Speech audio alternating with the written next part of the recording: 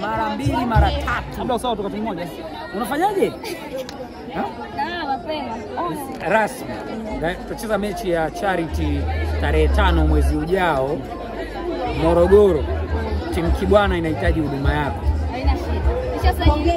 Timu Kibwana ya wanawake wala kiume. Timu Kibwana ya kiume. Timu ya Kibwana ni wanaume ndio hiko. Kwa hiyo inakuwa na wachezaji wa timu tofauti. Mchangaji wa wachezaji. Mtu ambaye anaweza kugusa mpira kwa ajili ya appearance, maana ya kukamilisha maana ya charity.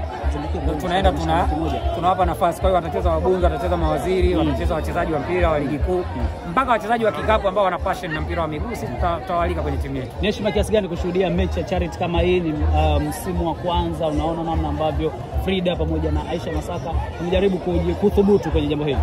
It's a very good thing actually, kwa sababu kwanza tunashuhudia vipaji ambavyo pengine vimechelewa kutengenezwa au kuonekana, not kutengenezwa, kuonekana, kwa sababu kipaji tayari unakuwa nacho. Mpira wetu kwa upande wa kinadada sasa hivi umekuwa mkubwa, na kadiri ambavyo tunaendelea kuwaonyesha kwenye platform kama hizi, tunaendelea kuwa expose huko nje.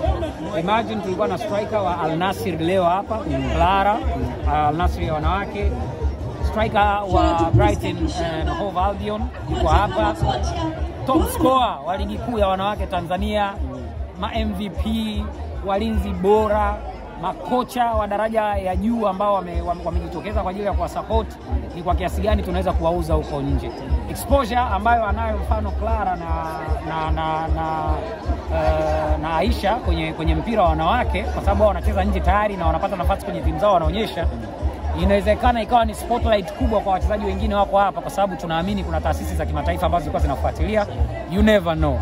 Kwa upande wa muziki, kina Frida, wachezaji wa mpira wa miguu wengi tunajua ni mashabiki wa muziki. Wanapenda singeli, tumeona wamepigwa singeli, wanapenda hip hop, wanapenda bongo flavor.